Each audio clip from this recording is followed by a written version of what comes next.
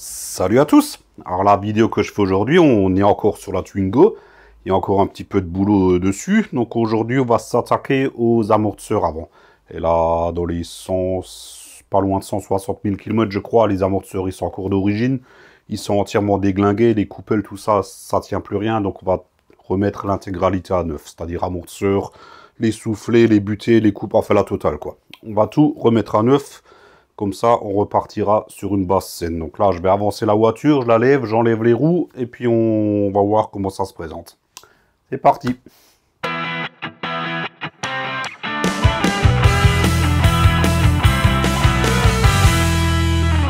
Avant de lever la voiture, on regarde quand même comment ça se présente vite fait sous le capot. Donc côté passager, il y a un petit cache, là, il est juste clippé. Voilà. On l'enlève, la vis, elle est juste en dessous.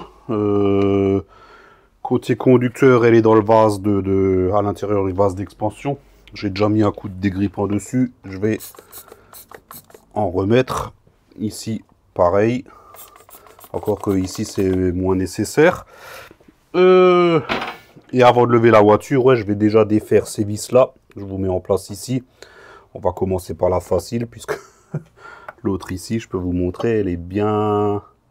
Ah, on voit pas bien. Elle est bien oxydée. Donc je vais commencer par celle-ci, le temps que le dégrippant agisse un petit peu de l'autre côté. Donc je vais prendre 2-3 outils, on va la débloquer, on va la ramener au bout du filet, et puis on va juste la laisser prendre par quelques tours de filet. Comme ça, quand on enlèvera la jambe de force par en dessous, une fois qu'on aura défait toutes les vis, pour la retirer, il suffira juste d'enlever les 2-3 derniers tours de filet à la main. Donc je prends 2-3 outils et je vous reprends juste derrière. Bon allez hop, c'est parti. Donc pour débloquer la vis, c'est du 21. Et pour retenir au-dessus, c'est du BTR Allen, appelez ça comme vous voulez, en 6 mm. J'espère que ça va bien le faire. Oh putain. Ça commence bien. Oh putain. Oh la vache. Et ben déjà quand on voit celle-là comment elle est bloquée, ça présage rien de bon pour le côté conducteur.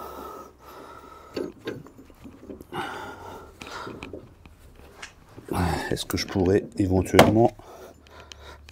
Oh, zut, maintenant il est coincé mon embout BTR. Je me suis dit là, décoincer au moins la clé à choc. J'essaye encore une fois. Ah putain, ça sert à rien. Bon, je coupe 2 secondes, je vais préparer la clé à choc. J'espère que j'arrive par au-dessus. Allez hop, on va voir, juste pour la débloquer. Oula. Ah oui, là, je crois que...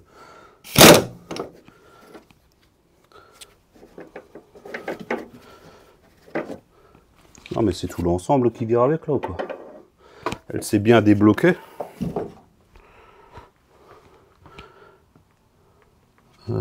Par contre, ouais, j'ai...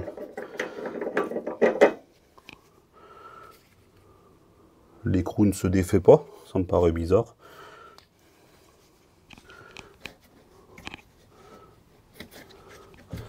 Du coup, je suis en train de me demander, est-ce qu'il faut... Bah oui, je suis obligé d'enlever ça pour... Donc, je vais quand même le faire reprendre sur... Voilà, ça se visse et dévisse très bien. On va faire pareil de l'autre côté. Hop. Merde, vous êtes loin. Ouais, de toute façon, là-bas, on voit trop rien puisque c'est dans le vase de machin. Je vais juste couper 2 secondes pour changer. J'avais fait ça sur une Twingo, donc je sais pas du tout comment ça se présente. Allez hop, on fait pareil de ce côté-là.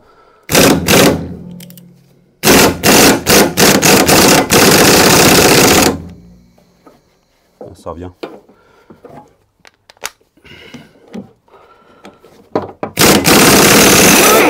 Voilà, parfait. Parfait. Le dégrippant, il a bien servi. Il y a de la feuille morte là-dedans. Et pareil, je vais le faire reprendre juste sur quelques tours.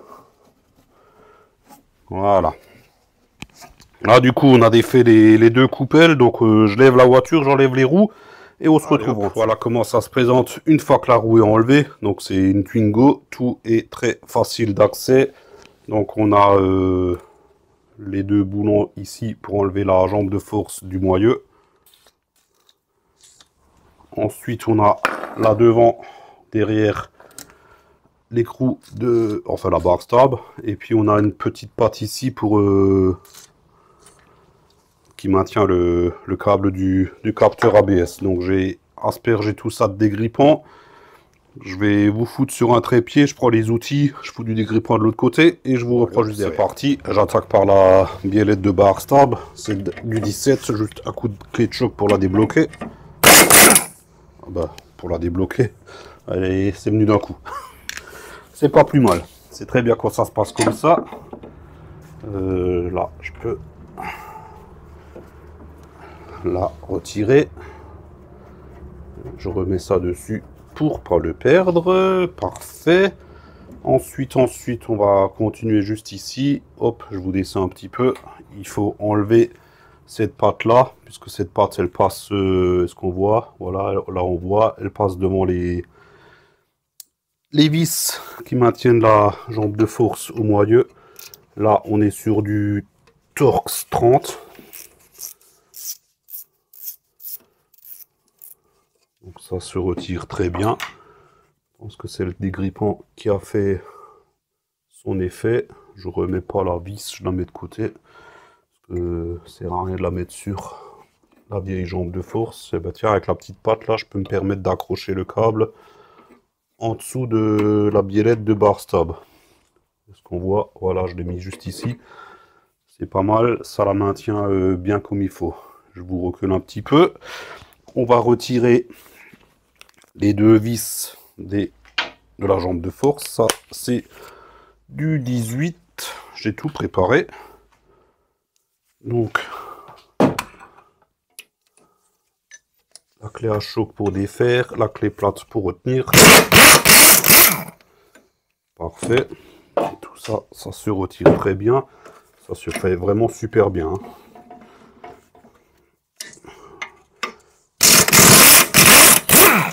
Voilà, nickel. On peut retirer les deux vis qui se retirent encore une fois très bien. Je suis surpris, hein. Et je vous recule un petit peu et logiquement là on va pouvoir hop, comme je l'avais expliqué tout à l'heure, en passant la main par au-dessus,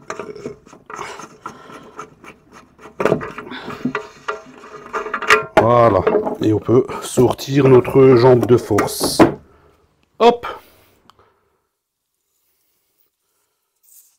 Bon, je prépare le compresseur de ressort et on se retrouve pour défaire tout ça. Allez, hop, nous voilà prêts à comprimer tout ça.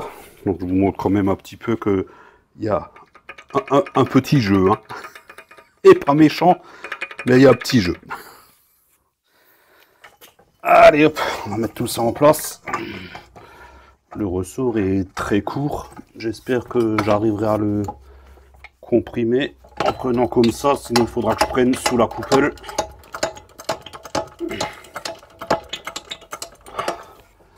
Je regarde que tout a bien pris, c'est le cas. Donc je peux y aller.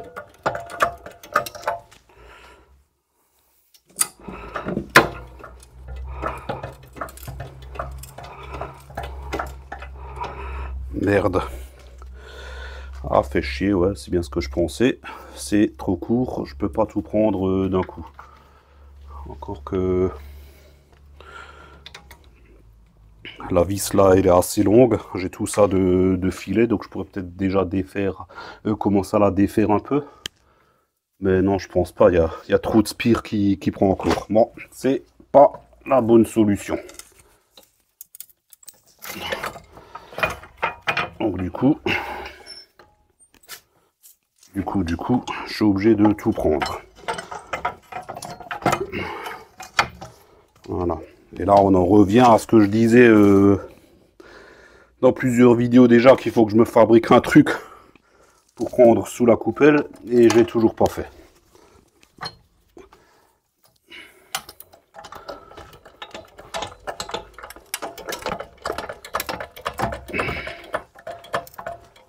que là, tout ça c'est bien pris. Faut faire gaffe, hein, parce que voilà, c'est comprimé. Donc faut pas jouer au con. Je mets ma main contre, c'est pas pour le retenir, hein, c'est pour sentir s'il y a un début de ripage ou pas. Hein. Voilà. Là, ça c'est bien barré.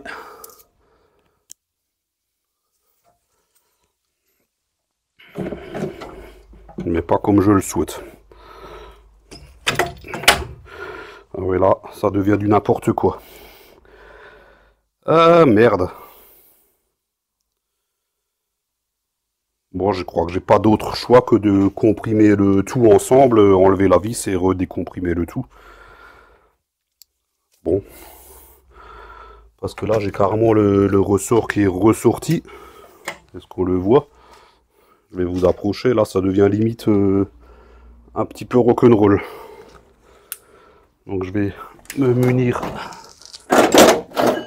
d'un petit levier. Je vais recomprimer pour essayer de remettre ce ressort là en dessous. Voilà.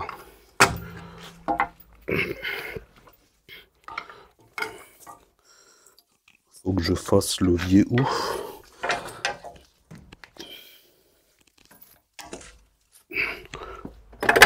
Putain.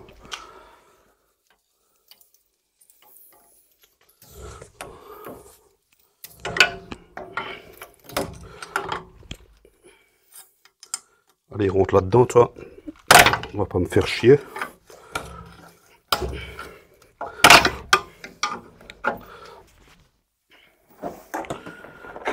Il va y aller.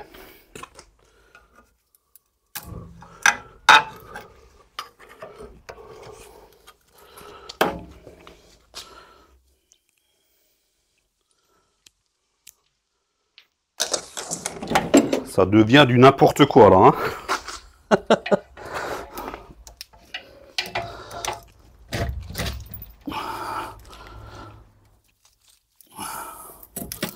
Voilà. Ouais, là c'était vraiment du n'importe quoi. Ah, c'est pour ça quand on fait de l'amortisseur, hein, toujours se méfier, ça peut devenir très dangereux. Donc je pense que je vais garder cette coupelle là pour au-dessus. À moins que je peux me servir avec des... Parce que j'ai des jeux de griffes plus ou moins grands. Ça pour en haut ça ira pas. Et ouais, bah je vais garder celle-ci.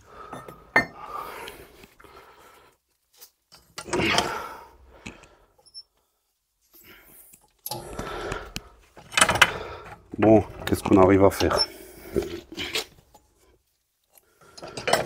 Eh ben, ça avait mieux commencé.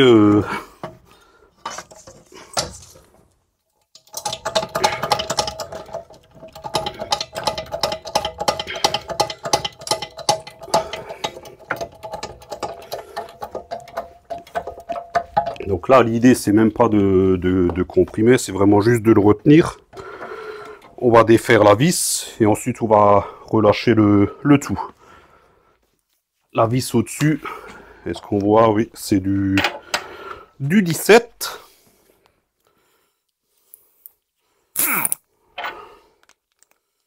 Une douille longue, hein. Ou alors une clé... Voilà.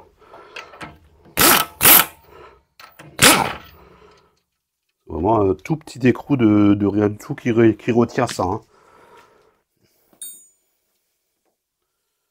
Là, du coup, on peut retirer notre coupelle qui est un petit peu morte, quoi. Je mets ça de côté. Et là, l'idée, bah, c'est de relâcher le tout, quoi.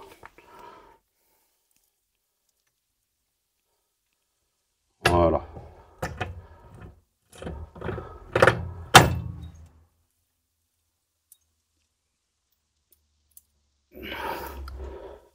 Hop, parfait.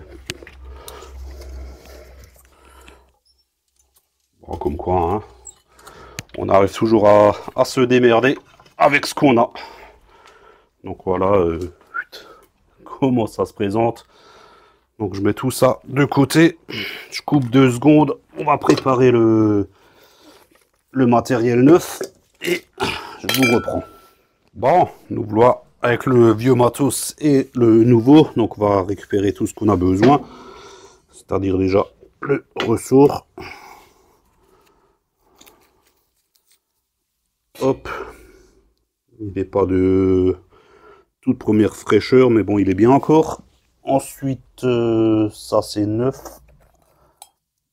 Ça c'est vieux. Par contre, faut que je récupère ça. Donc qui va aller là. Voilà. Là, on a notre roulement. Donc on a le vieux, on prend le neuf. Et ça vient comme ça. Et ça comme ça. Et ça tourne très bien.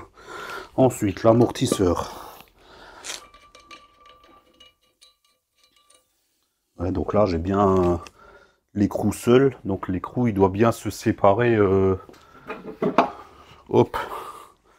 Je pense que l'écrou, il doit bien se séparer. Il doit être un petit peu collé là. Donc j'y mettrai un petit coup de marteau tout à l'heure. Ça devrait donc du coup se décoller. Bon, on n'en est pas encore là. Alors, là,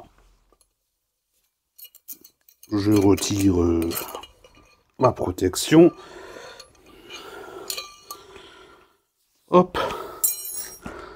Et puis on va faire cette fameuse initialisation qu'on me reproche tant de ne pas faire à chaque fois. Comme ça cessera de râler dans les commentaires.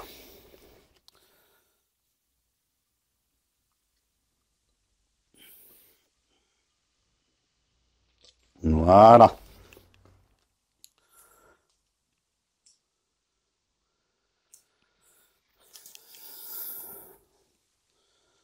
Là, on est bien. Est-ce qu'il y a une semelle à récupérer? Non, il n'y a rien. Il y a juste le nouveau crache-poussière et buté à remettre. Voilà. Le ressort, lui, comme ça, du coup. Donc bien faire attention, ouais, je vais vous montrer. Sur le vieux, il y a une butée pour le ressort, juste ici. Hein. Donc à respecter. C'était comme ça. Je ne pense pas que le ressort ait un sens d'ailleurs. Et pareil sur le haut. Je vais enlever tout ça pour vous montrer. C'est ici. Voilà. Donc ça vient, ça vient, ça vient. Comme ceci. Voilà. Et maintenant, il faut recomprimer tout ça. Et là, vu comment la tige elle a basculé sur le côté au moment où je l'ai défait, je pense que je vais bien rigoler pour remettre tout ça en place. Bon, je vais le présenter. Je vous remets à côté et puis on va essayer de faire ça en espérant que ça se passe bien parce que c'est pas très orthodoxe comme méthode, mais bon, on l'a enlevé, il faut bien le remettre. Allez hop, c'est parti, en espérant qu'on va pas tous prendre dans la gueule.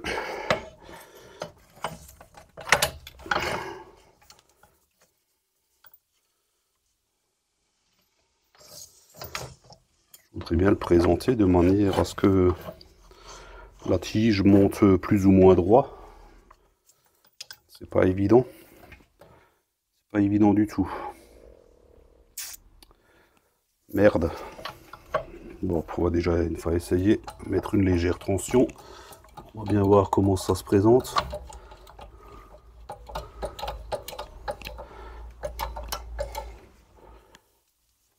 Voilà. Attendez, au pire, ça je le vire. Je pourrais le remettre après. Là, du coup.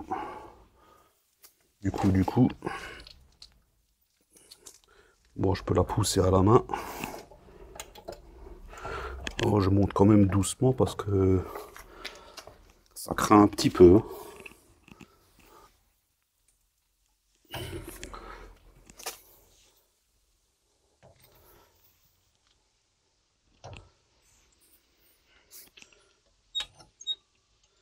Je suis pas très tranquille. Hein. Et je vais le retenir par en dessous là. On va essayer de le tenir droit comme ça.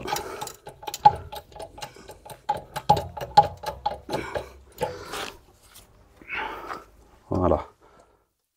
Là, ça a l'air pas mal du tout.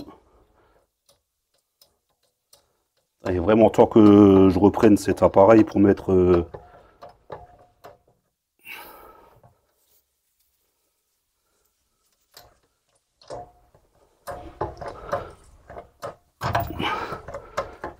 Là, elle ressort.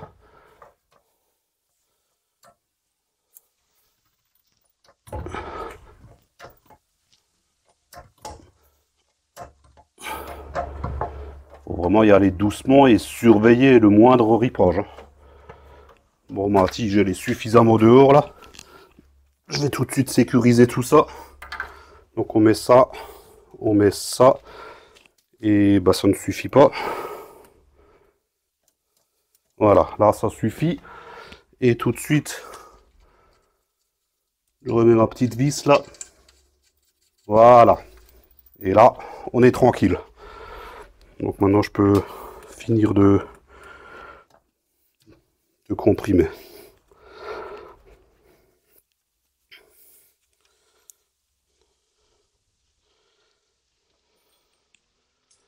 Hop, elle est où ma douille?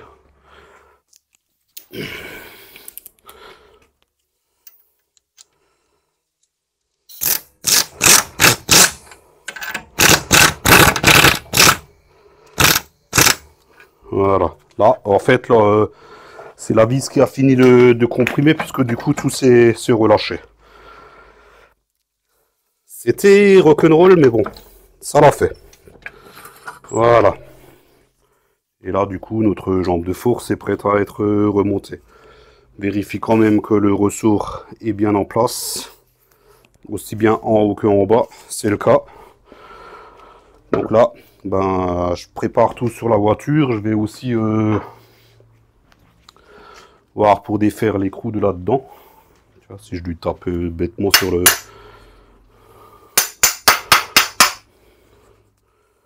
Il bouge pas. Bon, je vais foutre ça dans les taux. Je vais débloquer cet écrou. C'est bizarre qu'il est qu'il est serti comme ça. Et puis bah, je vous reprends pour remonter ça sur la voiture. L'écrou ne s'enlève absolument pas. J'ai pas voulu trop insister non plus pour pas abîmer cette pièce puisqu'il y a du caoutchouc dessus. Donc dans la mesure où le pas de vis c'est exactement le même, on va pas s'emmerder. Hein. L'écrou il est en très bon état, donc du coup on va reprendre ce truc complet. Ça doit être soudé, hein. J'aurais peut-être dû acheter cette partie là à part, j'en sais rien. On me l'a pas proposé, ou est-ce que c'est vraiment... Je vois pas comment je pourrais séparer ça sans l'abîmer. Enfin bref, on va pas se prendre la tête, on va reprendre l'ensemble complet. Donc je mets tout en place sur la voiture, et puis on remonte.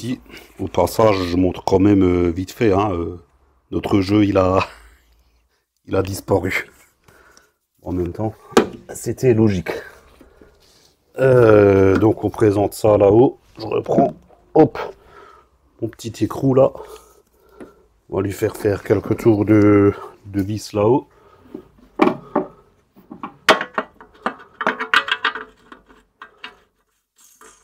Voilà, du coup là, ça tient tout seul. Parfait, parfait, je peux vous rapprocher. Oui, non, oui. Voilà. Du coup, on peut remettre notre jambe de force en place. Préparer les vis, ça sera peut-être mieux.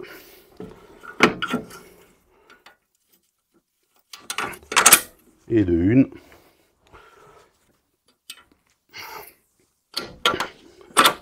Et de deux. Alors, le démontage, remontage de la jambe de force, hyper facile. Le ressort, là, du coup, avec mon équipement que j'ai à ma disposition, c'est moins évident. Alors, j'ai bien sûr les tiges filetées avec les fameuses griffes, là. Mais bon, je vous dis honnêtement, j'aime pas du tout me servir de ça. Là, j'ai perdu ma clé de 18. Où c'est qu'elle est? C'est bon, je l'ai.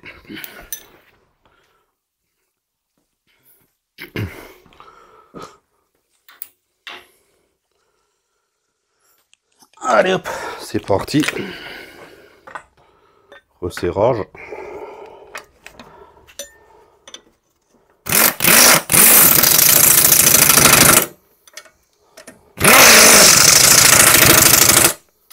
Voilà, nickel.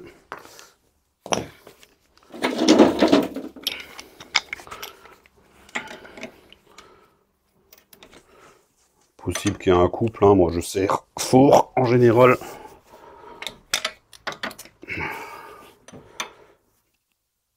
Voilà, là c'est parfait. Alors déjà qu'on est là en bas, je vous remonte un tout petit peu, voilà, voilà. Comme ça, au reste ici, on remet tout de suite notre petite pâte.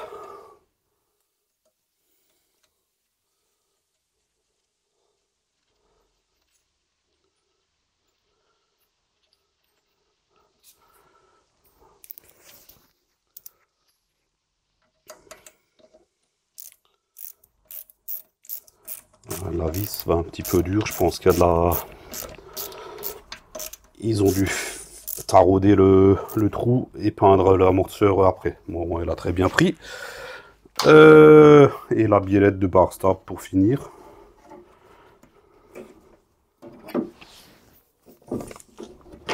Voilà. Donc là c'est pareil, je vais l'approcher à la clé à choc. Normalement elle va y aller puisqu'elle s'est enlevée. Parfait. Je n'insiste pas trop. Et je fais mon serrage. Voilà. Et puis ma foi, on a fini. Bon, ça s'est relativement bien passé. Bon, et je fais l'autre côté hors caméra. Ensuite, on redescend la voiture pour le serrage des vis au-dessus. Si jamais je vois un truc spécial de l'autre côté, bah, comme d'hab, je vous reprends. Allez hop, tout à l'heure. Le deuxième côté s'est passé tout aussi bien que le premier. Pas de difficulté majeure. J'ai pas pris de ressort de la figure non plus, donc ça s'est bien passé. Là, j'ai reposé la voiture au sol, les roues sont déjà installées, donc il ne me reste plus qu'à serrer la petite vis là, donc j'avais juste accroché à la main. Je vais juste la serrer avec un petit coup de clé à choc. Voilà, quand on arrive en butée, on sent qu'on est en butée. Et pareil de l'autre côté, bon là est-ce que je peux vous tourner vite fait? Enfin ouais, on voit rien du fait qu'il y a le vase d'expansion. Mais bon, c'est pareil, sauf que ouais, si tu mets pas la douille sur la vis, ça peut pas marcher. Voilà, et là, c'est en butée. Donc maintenant, ce que je vais faire, je vais relever un petit peu la voiture et vérifier qu'il n'y a plus aucun jeu. On va faire ça ensemble. La roue, elle est levée du sol, donc je sais pas si vous vous souvenez, quand j'avais présenté la voiture, quand je l'avais mis sur le pont, au pire, je vous remets le lien là en haut à droite. On avait décelé un énorme jeu au niveau des suspensions. Et là-bas, maintenant, il n'y a plus de jeu du tout. Et comme mes rotules de direction sont neuves aussi, là, le train avant, il n'y a plus aucun jeu. Donc, je redescends la voiture, je remonte les enjoliveurs, je remets le petit cache. Voilà, ça, j'ai pas besoin de le filmer, hein. Le petit cache qu'on remet. Et puis, on se retrouve pour le débriefing. Bon ben ça y est, nos deux amortisseurs avant sont remplacés, donc avec l'intégralité des éléments d'usure, les butées, les soufflets, les coupelles, tout ce qui va bien. Qu'est-ce qu'on peut dire? La jambe de force se démonte très bien. Bon, par contre, au niveau du compressage du ressort, ben j'ai dû prendre quelques risques, on va dire. C'est vrai que là, pour le coup, mon compresseur de ressort n'est pas très adapté, n'était pas très adapté. Alors, il existe 50 000 compresseurs de ressort différents. Il y en a à tige, il y en a avec les griffes, les tiges filetées, là. Il y en a qui sont sur un cylindre. Il y a les hydrauliques comme moi. Je pense que pour bien faire, il faudrait les avoir tous. Bon, moi, j'ai que celui-là. Pour l'instant, j'ai toujours réussi à me démerder. En prenant quelques risques, je l'admets. Mais bon, ouais, voilà. C'est comme ça. Qu'est-ce qu'on peut rajouter? Ouais, au niveau des amortisseurs. Donc ça, c'est un des amortisseurs que j'ai enlevé. La tige, elle est rentrée, elle ne ressort plus. Donc, je me tue tout le temps à le dire. Souvent, les gens ils disent ouais, mais ma voiture elle est passée au contrôle technique, les amortisseurs ils sont bons. Cette voiture, avec ces amortisseurs-là, elle a passé 2 contrôles techniques puisque je l'ai acheté en contre-visite. Elle a eu une contre-visite pour les freins arrière. Elle n'avait pas de contre-visite pour les amortisseurs avant.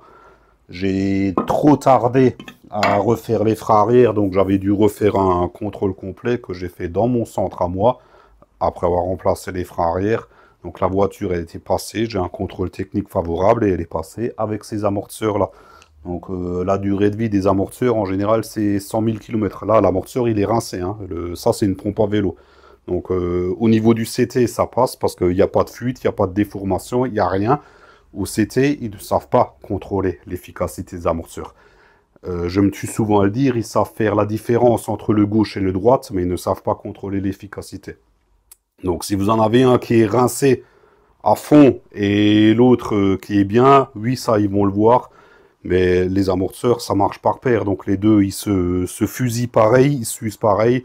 Donc quand vous avez des pompes à vélo comme ça, ben pour eux, c'est bon. Ça passe. Durée de vie des amortisseurs classiques comme ça, en général, c'est 100 000 km. La preuve, cette voiture, elle a 160 000, même pas, elle a 157 000, une connerie comme ça. C'est les amortisseurs d'origine, ils sont complètement rincés. Fin de la parenthèse. J'ai rien de plus à ajouter, donc si la vidéo vous a plu, un petit pouce en l'air, c'est sympa, ça fait plaisir. Pensez à vous abonner si ce n'est toujours pas fait. N'oubliez pas d'activer la cloche afin d'être notifié de la sortie des prochaines vidéos. Et comme d'hab, tout l'outillage que j'ai utilisé, vous avez tous les liens en description ou alors sur le site monoutillage.com avec le code promo Tintin22, il s'affiche là en bas aussi. Vous avez 12% de réduction sur l'ensemble du site. Et j'ai tout dit, donc à la prochaine. Ciao, ciao. La prochaine, c'est pour bientôt, hein, puisque j'ai fait les avant, ben on va faire les arrières forcément. Ils ont le même kilométrage, donc ils sont rincés pareil. Allez, ciao!